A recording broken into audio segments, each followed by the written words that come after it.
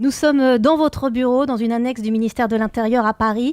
Qu'est-ce qui se passe d'ordinaire ici? Quelle est la vie quotidienne d'un délégué interministériel à la sécurité routière? La vie quotidienne, c'est d'essayer de faire en sorte que toutes les mesures qui peuvent contribuer à ce qu'il y ait moins de morts et moins de blessés sur nos routes aillent de l'avant. Donc je ne suis pas le directeur de la police ni de la gendarmerie, c'est d'autres directeurs généraux qui s'en occupent. Ici, nous concevons les politiques, nous concevons la communication. Puis on a d'autres responsabilités moins connues. On est en charge de tout ce qui est le permis de conduire, l'éducation routière et aussi les cartes grises, donc tout ce qui est le véhicule, un peu des éléments de la route. Voilà. Donc c'est beaucoup de responsabilités différentes, mais qui tendent toutes vers un but, avoir des routes plus sûres. Alors la route, c'est ce qui nous lie, nous, 107.7, vous, délégué interministériel à la sécurité routière, et tous nos auditeurs en voyage en ce moment. Les départs en vacances est une perspective joyeuse. Nous sommes très fiers d'accompagner ce moment. Ceci dit, nous devons aussi rappeler que prendre la route, c'est jamais anodin. Quel message on peut adresser à tous ceux qui nous écoutent en ce moment ? Je crois que la route, c'est vraiment l'espace qu'on partage. Et du coup, on doit être responsable pour soi, évidemment, mais surtout pour les autres. Et donc, le respect des règles, c'est le respect des autres, c'est le respect de la vie. Et c'est essentiellement le message que je voudrais passer. Alors, je sais qu'on attend de moi de dire attention, il y a des policiers partout, il y a des radars partout. Oui, peut-être un peu. Mais je crois qu'avant tout, on voit bien que chacun, on peut être responsable d'un drame si on n'est pas attentif. Et c'est surtout ça le message que je voudrais faire passer. Juste pour donner quelques chiffres, parce que c'est un peu mon métier aussi. L'an dernier, 52,2% des auteurs d'accidents mortels avaient tous leurs points. Donc ne croyez pas que les accidents de la route, c'est qu'un problème de chauffard. Pas du tout. C'est le problème de tous. Et d'ailleurs, c'est notre slogan. On est tous responsables sur la route. Il y a beaucoup de familles sur la route actuellement. Il y a les enfants à l'arrière qui ne perdent pas une miette de l'attitude de leurs parents au volant. La voiture et les départs ne sont-ils pas les premiers endroits où l'on peut faire de l'éducation à la sécurité routière ? Ah, vous avez tout à fait raison. La conduite, ça s'hérite. Et donc, nos enfants nous épient, nous regardent. On constate d'ailleurs que parfois, les enfants sont déséduqués par leurs parents parce qu'ils ont reçu des bons enseignements à l'école, par exemple avec le permis piéton, qui sont des actions qu'on peut faire. Et donc, oui, il faut faire vraiment attention. Les enfants nous regardent. On doit donner l'exemple. Alors, ça veut dire déjà être attaché, aussi les enfants, évidemment. Être bien attaché, on voudrait insister là-dessus. Par exemple, il faut apporter de grosses doudounes quand on est attaché parce qu'on peut faire ce qu'on appelle du sous-marinage, on passe sous la ceinture. Donc, il y a toute une série de choses comme ça. Et puis, je crois qu'il faut être courtois aussi parce que c'est insulter quelqu'un, un autre automobiliste devant ses enfants, c'est déplorable. Voilà. Donc, je crois qu'il faut apprendre toutes ces notions de respect. Moi, je reviendrai volontiers à cette notion que la route, c'est le partage d'un espace commun. Et donc, les règles de la route, c'est vraiment les premières règles de la sociabilité. Oui, c'est vrai. C'est une micro-société, l'intérieur d'une voiture. On a demandé ces derniers jours à nos auditeurs de nous soumettre leurs questions à vous poser. L'un d'entre eux a partagé avec nous sur ce thème de l'éducation. Il y aurait, selon lui, un relâchement dans l'éducation à la sécurité routière des jeunes conducteurs qui ne respecteraient pas, nous dit-il, les principes de base. Alors, on peut glisser au passage que 15% environ des tués sur la route ont moins de 2 ans de permis. Je ne sais pas si c'est un rapport ou pas. Est-ce qu'il y a un problème de formation, selon vous ? Alors, il faut bien comprendre une chose, c'est que délivrer le permis de conduire, ça délivre, ça atteste d'une capacité assez développé déjà. Le permis de conduire n'est pas facile à avoir. Non, c'est vrai. Après, ce qui manque essentiellement, c'est l'expérience, c'est la capacité. C'est pour ça qu'il y a des durées durant lesquelles on est qualifié de novice. C'est 2 ans si on a fait la conduite accompagnée. Je ne peux que recommander vos auditeurs à faire la conduite accompagnée à leurs enfants, parce qu'en plus, familialement, c'est intéressant. 3 ans si on n'a pas fait la conduite accompagnée. Et ce noviciat, il correspond aussi à l'inexpérience, sachant qu'on devient encore plus dangereux au bout de 6 à 8 mois, quand finalement on a pris des risques. Oui, parce qu'on a pris des risques et puis il n'y a pas eu forcément de conséquences. Il faut bien comprendre une chose, c'est pas parce qu'on n'a pas d'accident qu'on est un bon conducteur. C'est juste qu'on a pu avoir de la chance. C'est une science du risque, la sécurité. Et donc, ici, il faut bien comprendre qu'un jeune, au bout de 6 mois, il ne s'est rien passé et pourtant il a accéléré, il a fait des choses un peu, il prend confiance et c'est à ce moment-là qu'on devient dangereux. On dit souvent en sécurité routière, c'est quand on croit qu'il n'y a plus de danger qu'il naît le danger. Voilà. Donc, c'est une bonne idée, ça. Toujours avoir un peu peur, en fait. Le conducteur idéal, c'est celui qui sait donc évaluer le risque finalement. Exactement, qui est prudent. Mais moi, je reviens à ça, je suis désolé de le dire, c'est aussi celui qui est respectueux. Voilà. La courtoisie et doser son risque, c'est très bien. Emmanuel Barbe, ceux qui nous écoutent en ce moment sont pour beaucoup en train de partir vers leur lieu de vacances, là où ils passeront les fêtes de Noël. Ils sont sur autoroute. Or, il se trouve que ces autoroutes de France, pour elles, l'année 2017 a été très particulière, marquée par une hausse très préoccupante des accidents impliquant les services de sécurité. Un homme en jaune a été tué sur l'A1, dans le nord de la France, sur le réseau SANEF en mars dernier. Sur le seul réseau Vinci Autoroute, 88 fourgons d'intervention ont été percutés depuis le début de l'année. C'est presque 2 par semaine, finalement. Comment vous réagissez à cela ? Alors, il y a une vraie mobilisation aux côtés des sociétés d'autoroutes pour essayer de réagir, sauf que c'est pas forcément facile de comprendre ce qui se passe. Moi, j'aurais envie juste de dire à ceux qui nous écoutent, dès que vous voyez une voiture des hommes en jaune, dès que vous voyez des plots qui sont posés, il faut vraiment ralentir très fort. Il ne faut pas hésiter à ralentir beaucoup et passer très lentement. Il faut vraiment respecter les instructions qui sont données, parce que moi, je rappelle que c'est des personnes qui sont sur la route pour entretenir nos routes, et donc elles méritent plus que tout le respect. Et à chaque fois, c'est un drame terrible. Et puis quand on voit d'ailleurs les camionnettes, la violence des chocs, parce que sur l'autoroute, il faut se rappeler qu'on roule vite. Voilà, donc moi, j'appelle vraiment à la vigilance, à l'attention. Je pense que certains accidents sont liés au téléphone. Certains d'ailleurs, c'est prouvé. Donc je rappelle aussi qu'il ne faut absolument pas s'amuser à toucher son téléphone quand on conduit, surtout sur l'autoroute où on roule vite, je le répète.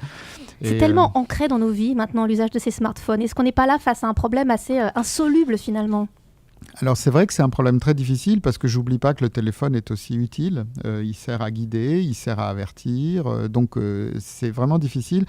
Maintenant, on a des réflexions qui sont assez abouties pour essayer de mieux lutter. Donc je le dis très clairement, mieux sanctionner ces utilisations du téléphone quand on conduit, parce que quand vous êtes sur le téléphone, qui est au volant, hein, donc c'est vraiment un appel solennel que je fais. On peut pas conduire et regarder son téléphone en même temps, surtout, alors sur l'autoroute c'est encore pire, parce que on parcourt de très grandes distances en 2 ou 3 secondes, qui est le temps qu'on prend pour regarder un SMS. Faites les tests, regardez vos temps de réaction selon que vous jouez ou non avec votre téléphone, et ça change du simple au triple. Donc il faut vraiment être très attentif avec ça. Voilà. Quand on conduit, on se met en mode conduite. Ça existe maintenant sur tous les téléphones. Nous, c'est quelque chose que vous avez lancé à la sécurité routière et qu'Apple a repris, ça va sortir, oui, je crois, sur leur téléphone, c'est ça ?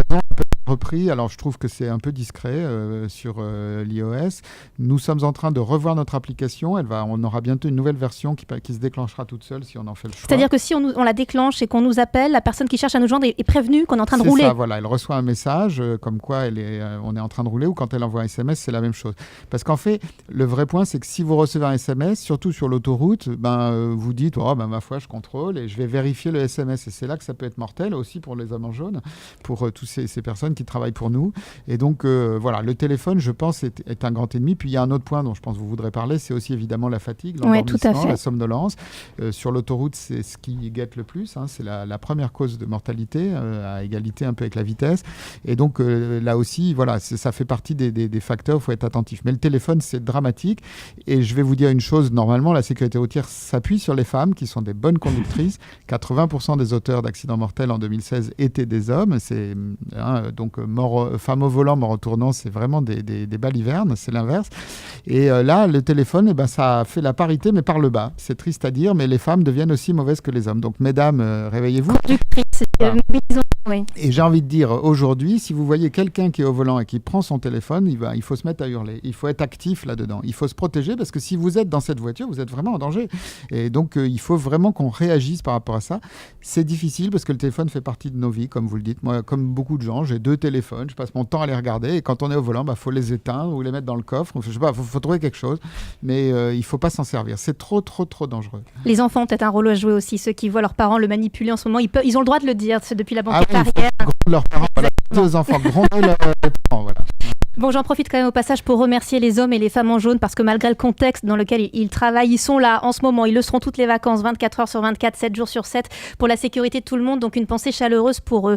Je vous disais tout à l'heure qu'on avait interrogé nos auditeurs. Alors à ce sujet-là, il y a une personne qui nous a demandé pourquoi ne pas créer des limitations de vitesse modulaires qui dépendraient des conditions de circulation pour rompre la monotonie, par exemple 90 en cas de forte densité ou intempérie, ou 150 si les conditions de météo sont bonnes sur autoroute à 3 voies fluides en semaine. C'est une question très précise. Qu'est-ce que vous pensez de cette idée ? Alors, la vitesse modulée, c'est très bien, et on va essayer de l'encourager le plus possible. Il faut savoir que c'est juste un petit peu coûteux, mais on va l'encourager. Et c'est évidemment une très bonne idée. Ça favorise la fluidité, ça favorise la lutte contre la pollution et aussi la sécurité routière. Maintenant, on ne montera jamais à 150 heures. On le dit tout de suite à cet auditeur. Autre question, je lis, on annonce une possible réduction de la vitesse sur certains axes. Ne devrait-on pas d'abord s'assurer que tout le monde respecte les limitations actuelles et que personne ne les contourne grâce notamment à des assistants d'aide à la conduite ? Faut-il le remettre en cause, ces appareils ? Alors, ils n'ont pas une très grande sympathie dans mon esprit, il faut reconnaître, les assistants d'aide à la conduite. Et en même temps, s'ils font ralentir, ils sont plutôt positifs. Par ailleurs, ils peuvent signaler les dangers, donc pourquoi pas.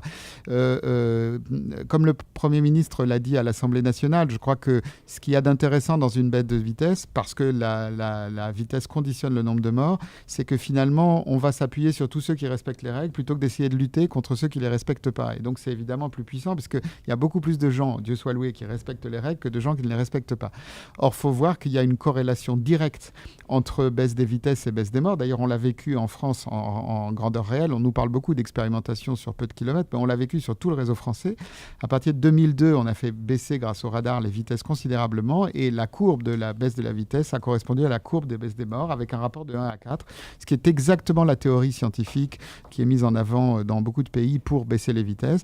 Donc, cette mesure, si elle est décidée par le Premier ministre, aura nécessairement un impact. Alors, il n'y a aucune difficulté sur le fait qu'elle aura un impact positif sur la mortalité. C'est vrai qu'elle emporte des petits inconvénients, mais je parlais tout à l'heure de respect. Au fond, c'est un petit inconvénient pour chacun et un gros bénéfice pour la société. Vous le disiez, il y a quand même plus de personnes qui respectent les règles. C'est vrai qu'on parle beaucoup des défauts, notamment depuis le début de cette émission, mais il y a aussi beaucoup de qualités, ou pas, chez les automobilistes français? Naturellement, et depuis 20 ans, les comportements sur la route ont beaucoup évolué. Et moi, je voudrais profiter de cette antenne pour dire ma reconnaissance pour tous ceux qui respectent les règles. Il y en a énormément. Et je crois qu'on ne devrait pas toujours se plaindre. Il y a beaucoup de gens qui respectent les règles, bien sûr, bien sûr. Et il faut simplement se dire que même en respectant les règles, il faut rester extrêmement prudent. Comme je le disais tout à l'heure, beaucoup d'accidents sont provoqués par des personnes qui respectent les règles, parce que c'est l'inattention qui peut jouer à un moment donné, c'est la fatigue, le petit accident, c'est le petit accident. Voilà. La route, ça peut très vite déboucher sur un drame. Emmanuel Barbe, on a évoqué tout à l'heure les départs en vacances en ce moment, les trajets sur autoroute. L'autre grand danger de cette fin d'année, ce sont les retours de réveillon arrosés la plupart du temps. La sécurité routière vient de lancer une grande campagne avec un slogan très simple: quand on tient à quelqu'un, on le retient. C'est efficace comme slogan. C'est-à-dire que je crois qu'il faut qu'on devienne aussi des acteurs de sa propre protection. Je disais tout à l'heure, si vous voyez quelqu'un qui téléphone en conduisant et que vous êtes dans la voiture, vous devez hurler. C'est la même chose. Je crois qu'on doit refuser de monter dans la voiture de quelqu'un qui a bu. Puis surtout, peut-être, on peut aussi essayer de l'empêcher de partir. Alors, il y a plusieurs méthodes plutôt amicales. Par exemple, on arrive à un réveillon, toutes les clés sont déposées dans une boîte. Oui, la boîte à clés, vous aviez fait ça une année. On a fait ça une année, mais l'idée reste ça, quoi.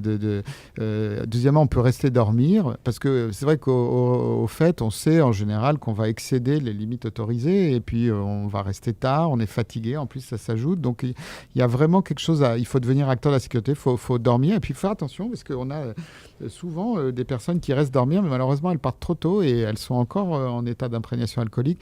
Et c'est pas seulement qu'elles risquent de se faire contrôler par la police ou la gendarmerie, c'est que l'alcool fait encore effet, et du coup elles sont dangereuses parce qu'on perd beaucoup de ses capacités. C'est 1 à 2 heures par verre pour éliminer. Et donc le mieux, si on a trop bu ou beaucoup bu la veille, même si on en est le matin, c'est de souffler dans un ballon, ça coûte pas cher, et d'essayer de voir de s'autotester, parce que on peut être tout à fait encore en état d'imprégnation. Et je le répète, c'est pas seulement le contrôle, c'est soi-même en fait. Donc voilà, faut qu'on devienne acteur. Donc nous, on est très contents parce que cette année, on a beaucoup plus que l'an dernier d'animateurs. Ils sont 43, très connus de toutes les chaînes de télé, de radio, et je les remercie, qui témoignent et qui donnent ces conseils-là. Voilà, faut devenir acteur un peu de sa protection. J'ajoute une chose, même si vous êtes parfaitement sobre, faites attention ces soirs-là, parce qu'on peut penser que tout le monde ne l'est pas. Donc il faut être très très très vigilant. Il faut être un acteur de sa sécurité. Alors il ne s'agit pas de dire qu'on n'a pas le droit de faire la fête, c'est juste qu'on ne prend pas la route après l'avoir fait, cette fête. J'ai envie de vous dire, il faut profiter de la vie, et donc c'est pas du tout la question. La sécurité routière s'occupe pas de ça. Le seul point, c'est que quand on conduit en ayant consommé de l'alcool et parfois de la drogue, eh bien c'est très très dangereux pour soi-même et pour les autres, et c'est interdit au-delà de 2 verres, pour faire simple. Et donc moi ce que je dis, c'est que là encore, les conséquences sont tellement irréparables, sont tellement graves, il faut s'organiser. Alors ça veut dire s'organiser, vous savez, on dit souvent en sécurité routière, on meurt pas à 3h du matin sur la route, on meurt à 4h l'après-midi du jour d'avant, parce qu'on ne s'est pas organisé pour le retour. Donc si vous allez demain au réveillon, vous devez savoir qui conduira au retour. La tâche doit être bien définie pour savoir qui ne conduira pas, qui conduira et qui ne conduira pas. Et évidemment, il faut s'organiser pour rester, pour dormir. Et puis, il faut jouer un rôle actif. On avait fait aussi une campagne il y a quelques années où on disait vous regretterez toujours de ne pas avoir retenu quelqu'un. Hein. C'est vraiment ça. Ça peut être votre proche. Donc, il faut avoir ce courage de dire mais non, là, tu as trop bu, tu peux pas conduire, il faut lui piquer ses clés, excusez-moi de parler comme ça. Il faut là aussi ne pas être passif par rapport à ça. Il ne faut pas se dire remettre les choses au sort. Hein. Et ce qui est en jeu, c'est la sécurité de tout le monde. Voilà. Alors, il y a quelques années, plusieurs années maintenant, la sécurité routière avait donné naissance à un personnage, Sam, pour populariser l'idée du conducteur désigné. Celui qui conduit, c'est celui qui ne boit pas. Donc, ça, le message progresse de ce côté-là. Sam, on le connaît maintenant. Oui, ça marche bien. C'est bien reconnu par les jeunes en particulier. Là, on vient de faire un très beau film qui s'appelle Respect Sam, dans lequel, en fait, on montre des scènes de nuit avec des jeunes. Ça a été tourné à Marseille et on voudrait dire notre gratitude par rapport à tous ces jeunes qui se dévouent pour ramener les autres. C'est un très, très beau film. Je vous engage à le voir sur les réseaux sociaux. Et ça marche très bien. Et finalement, nous considérons que ça a fait baisser le nombre des morts au moment de Noël et des réveillons, mais il en reste encore trop et on devrait arriver à 0 dans un pays comme le nôtre. On devrait arriver à 0. Donc vraiment là, c'est juste, on sait quoi faire et donc on n'a pas d'excuses. Quand on est délégué interministériel à la sécurité routière, on a une angoisse particulière la nuit du réveillon en se disant que forcément le lendemain on aura de mauvaises nouvelles. Alors moi, je reçois tous les jours des nouvelles d'accidents. Donc en fait, j'ai une angoisse permanente par rapport à ça, parce qu'on ne peut pas rester indifférent. À chaque fois, vous voyez ces drames. Et je vais vous dire une chose, souvent aussi, j'ai de la compassion, non seulement pour les victimes, mais aussi pour les conducteurs qui ont causé des accidents. Parce qu'il y a parmi eux, alors les chauffards, n'en parlons pas, ils sont responsables, il n'y a pas, il faut être dur dans le jugement qu'on peut porter sur eux. Mais souvent, vous avez des braves personnes et qui, à un moment donné, ont commis une erreur, une petite faute et qui se retrouvent dans la vie est presque autant abîmée que celle des victimes. Donc c'est ça qui me touche. Alors c'est vrai, oui, le réveillon et le nouvel an, on regarde les chiffres toujours avec inquiétude, les nouvelles avec inquiétude, mais vous savez, les week-ends d'été, quand il fait beau, qu'on est dans l'allégresse et qu'on rentre un peu ivre, c'est pas mieux. Hein. 3477 morts en 2016. Ah, vous avez le chiffre précis en fois tête. Plus, 7 fois plus grave, de personnes qui sont handicapées et qui ont parfois la perte d'un membre, d'un usage, et surtout des fois qui sont blessés, vous savez, qui ont des cérébrolésions, donc le handicap invisible. C'est terrible, les drames. C'est 24 000 personnes à peu près qui restent sur le carreau et avec elles leur famille ou leurs proches. Donc oui, Noël et le jour de l'an, c'est un peu une angoisse particulière, mais en fait, c'est l'été qu'on meurt le plus. Vous avez des mois où vous êtes à 350 morts, vous vous rendez compte, 350 morts, mais on ne peut pas accepter ça. Il y en a qui disent « maintenant, on est arrivé au seuil ». Non, mais non, c'est pas possible. Quand 90% des accidents sont causés par une faute ou une erreur, on n'est pas au seuil. C'est pas acceptable, cette idée-là. Alors, puisqu'on parle de ces terribles chiffres, moi, il y a une statistique qui me sidère, c'est que d'année après année, 1 tué sur 5 dans un accident de la route ne porte pas sa ceinture de sécurité. Ça, c'est dingue. Ça fait combien d'années que cette mesure existe et elle ne va toujours pas de soi ? Alors, je voudrais juste faire un correctif, parce qu'en effet, ça montre aussi, il y a beaucoup de gens qui portent la ceinture. Ça prouve que quand vous n'êtes pas attaché, vous êtes surreprésenté dans les accidents. Donc, le taux de port à l'avant, en particulier, est très bon. Beaucoup trop de gens ne s'attachent pas à l'arrière. Pourquoi ? Parce que je ne sais pas pourquoi, en fait.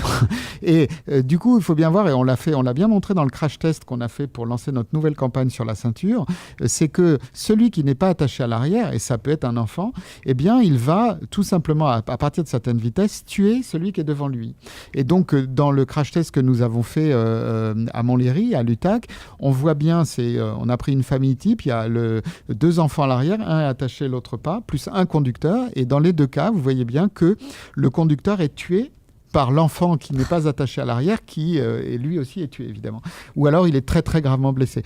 Donc, il faut bien comprendre une chose, là aussi. Prenons le contrôle de notre sécurité. Si vous êtes conducteur, ne démarrez pas tant que tout le monde n'est pas attaché, parce qu'il en va aussi de votre propre sécurité si vous avez des passagers à l'arrière.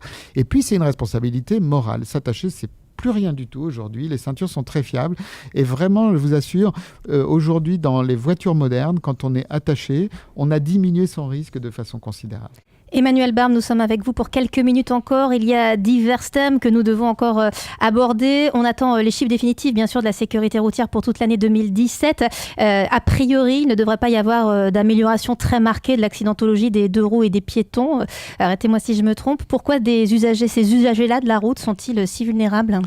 Alors d'abord, la vulnérabilité, elle tient au fait qu'elles n'ont pas de carrosserie. Oui. Et donc, quand on est en vélo ou piéton, ou même deux roues motorisées d'ailleurs, les motos, les cyclomotoristes sont des usagers vulnérables dans nos catégories. Ce qu'on constate, malheureusement, c'est qu'il y a de plus en plus de personnes âgées qui sont à la fois ou piétons ou cyclistes et qui sont victimes sur la route, particulièrement en ville. Alors, même si en vélo, évidemment, la campagne est aussi dangereuse parce qu'on va plus vite, mais on constate cette augmentation et elle est évidemment inquiétante, surtout dans ce qu'elle révèle du manque de respect. J'y reviens, c'est peut-être le fil directeur de ce que je vous dis. Le respect et la courtoisie, Le respect, la courtoisie, l'attention aux autres. En ce qui concerne le cyclisme, le côté positif, d'une certaine façon, c'est qu'il y a de plus en plus de gens qui font du vélo. Et j'ai tendance à penser que c'est très bien, parce que ça fait faire de l'exercice. Est-ce que tout le monde a l'abécédaire nécessaire pour Bien sûr, faire ça? je crois que vous avez raison. Il faut sans doute enseigner un peu plus les règles.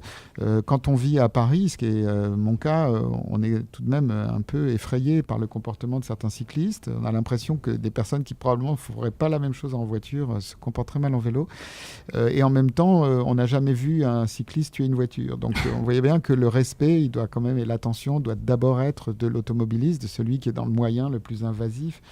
En ce qui concerne les piétons, il y a une donnée qui me choque beaucoup, je dois vous le dire, c'est de constater qu'on a eu l'an dernier beaucoup de personnes âgées tuées sur des passages piétons. C'est simplement inacceptable. Et je crois qu'il y a là, ici, sans doute un effet supplémentaire du téléphone, parce qu'il est beaucoup utilisé en ville, ce téléphone. Donc on a développé des moyens de verbalisation à distance par des caméras. Et je voudrais vraiment encourager ça, parce que ça permettra de mieux lutter contre ce fléau véritablement qu'est le téléphone. Donc je voudrais vous le redire à tous, ne utilisez pas votre téléphone quand vous êtes au volant. Après tout, ça fait une pause. Le vrai miracle de la sécurité routière, est-ce que ce ne sera pas finalement dans quelques années avec le véhicule autonome? Est-ce que vous serez au chômage à ce moment-là? Écoutez, je ne demande que ça, parce qu'il y a beaucoup de choses à faire dans la vie que d'essayer de faire baisser le nombre des morts. Ça prendra un peu de temps, mais je pense qu'assez vite, on aura une capacité à avoir certaines routes sur lesquelles on aura des véhicules autonomes. Après, moi, j'aime bien conduire. Je crois que ce sera sans doute un obstacle au développement peut-être du véhicule autonome. C'est le plaisir de la conduite. J'aime bien une conduite apaisée, mais je trouve ça agréable de conduire. Et je conduis beaucoup, d'ailleurs. J'aime bien ça. Et donc, voilà, je pense qu'il y aura certaines de ces limites. Mais c'est certain que dès aujourd'hui, nous bénéficions des progrès qui sont liés aux véhicules autonomes. Par exemple, vous avez beaucoup de voitures qui sont équipées d'un freinage automatique qui permettent, si vous voulez, de réduire considérablement la distance de freinage, puisque le temps de réaction est instantané. Tous les radars qui entourent une voiture, qui permettent de détecter les angles morts, permettent d'ores et déjà des progrès. Donc le véhicule a beaucoup contribué à la sécurité routière et il va continuer de façon encore plus forte demain. Emmanuel Barbe, on aura de vos nouvelles et de celles du gouvernement en janvier, a priori à l'occasion d'un comité interministériel à la sécurité routière. Pour conclure cette émission, je voulais juste vous demander à vous, puisque vous venez de passer 1 heure sur le 107.7, quel est l'intérêt encore du 107.7 selon vous aujourd'hui? Petite question, petite parenthèse. Écoutez, moi je crois que la radio est quelque chose de très agréable quand on conduit. D'abord parce que ça tient éveillé, ça donne des informations qu'on ne peut pas avoir autrement. Et puis ça m'aura donné l'occasion de vous parler de la sécurité routière, du respect. Moi j'y reviens. Et sans cette radio, qui sait si j'aurais pu passer 1 heure à le faire. Voilà. Donc je vous remercie beaucoup de m'avoir hébergé chez vous ce temps. Et je souhaite surtout bonne route à vos auditeurs. Soyez prudents, faites la fête, mais pensez juste aux conséquences ensuite en ne prenant pas le volant ou en vous organisant. Voilà. Et je souhaite à tous, en tout cas, d'excellentes fêtes de fin d'année.